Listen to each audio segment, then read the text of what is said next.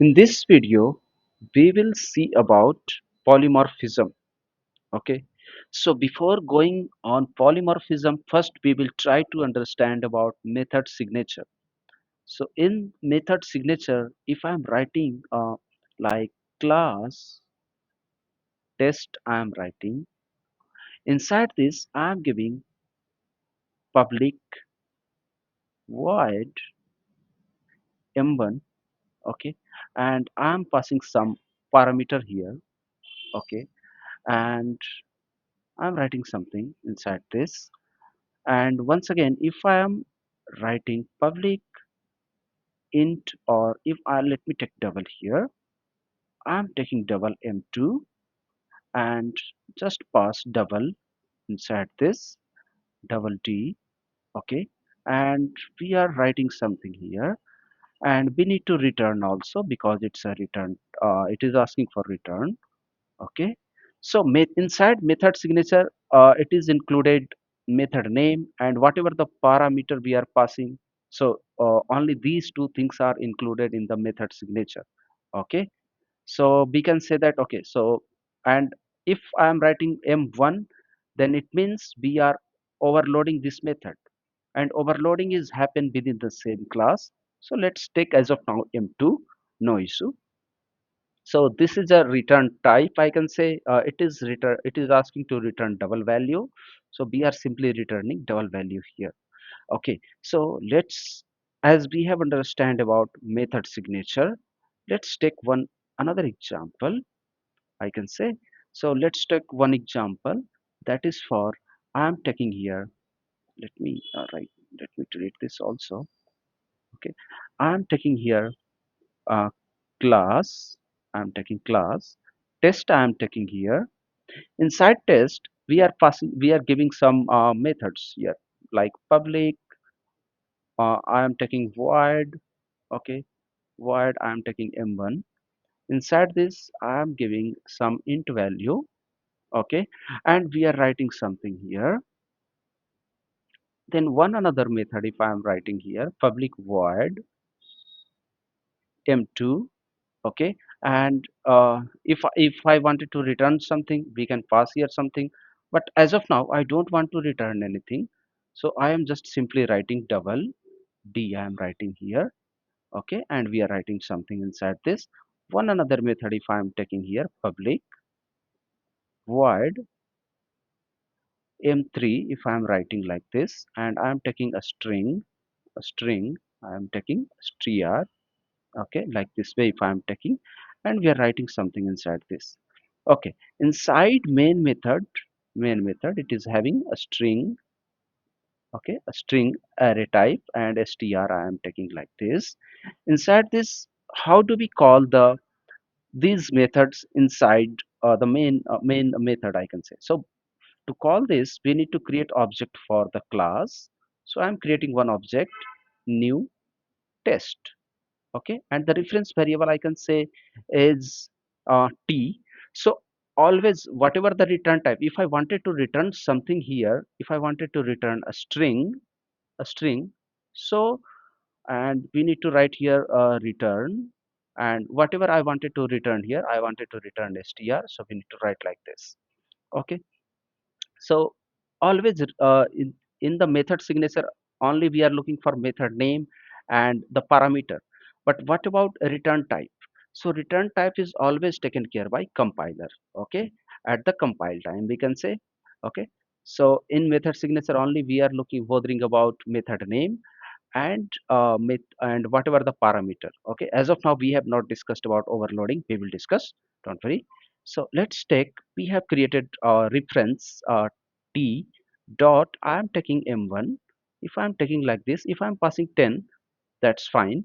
Then again I am trying to call m2, and I am passing 30.5, and tm3, I am passing simply here 3c. Okay, so this is the string value we are passing. So how it is happening inside the JVM? So in the JVM internally, in the method table, it will create like this some space in the method table, and it will write like m1, and it will pass it will store int I. M2, it will pass double, okay, D I can say. And in M3, it will write like a string, it will store like this way I can say. Okay, so when we are calling this M1, it is checking inside this, okay, yeah, int is available, so it will call this method. If we will double type, so it will check, go and check, yes, it is available, then it will call this. If it is available here, so it will check and it will call here, call this method. Okay, but if I am trying to write t dot m3 and I am trying to write like 300, right? So in m3 it will go and check, yes, m3 is available, but parameter is not matching, right, in m3, so it will give compile time error for this one. Okay, so this is how we can say that. So this will give compile time error if we will try to do like this. Okay, so let's try to delete this. Okay, so let me delete this. So as of now we have only understand about the method signature. Okay, and how the once we create the method inside the Java, so how the method is stored in method table, we can say. Okay, so what is polymorphism? So actually the polymorphism I can say it is meant by I can say two words, that is poly and morph.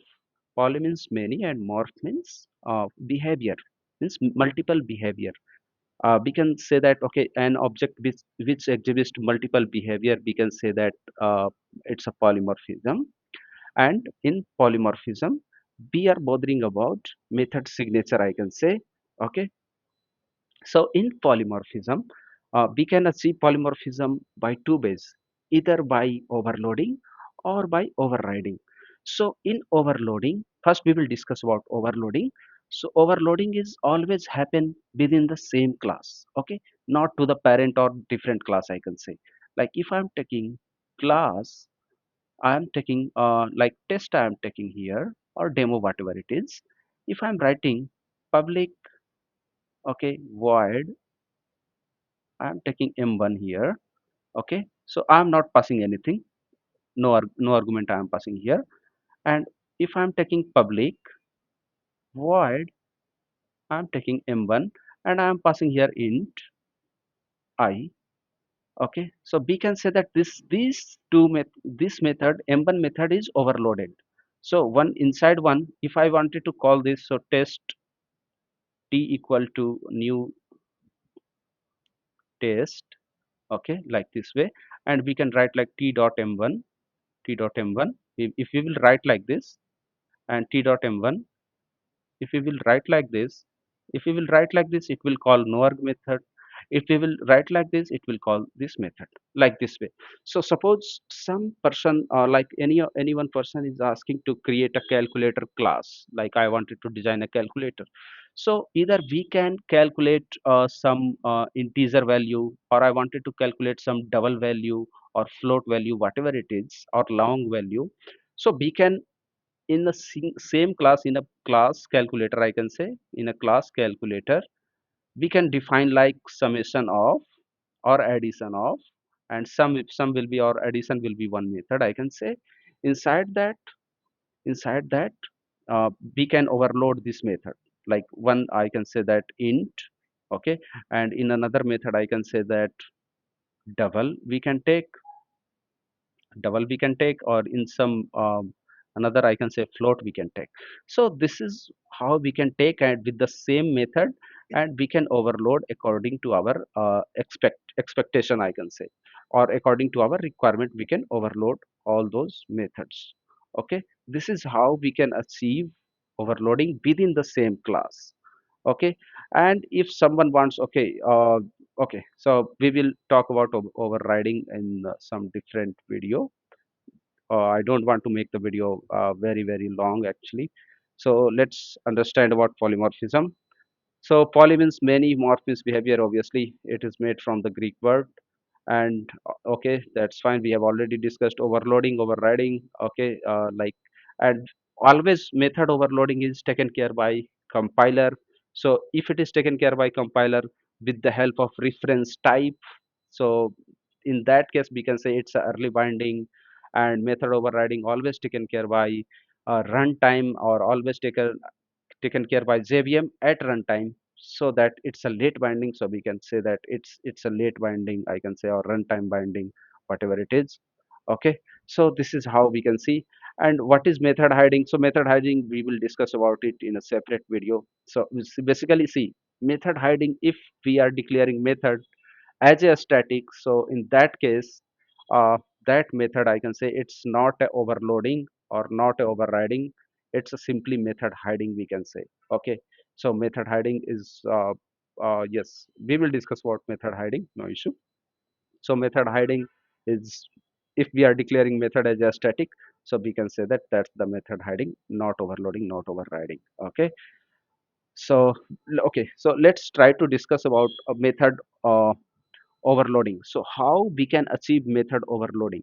So obviously method overloading is happen only in same class. Okay, so let's first we need to check about that. Let me go to the Eclipse. Okay, let me go here, let me try to delete this. Okay, so suppose we have some method overloaded.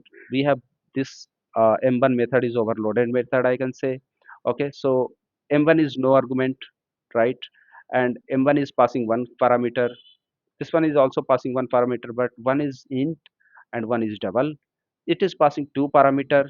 So if we are trying to take with the same parameter, and if order is also same, actually it will not allowed.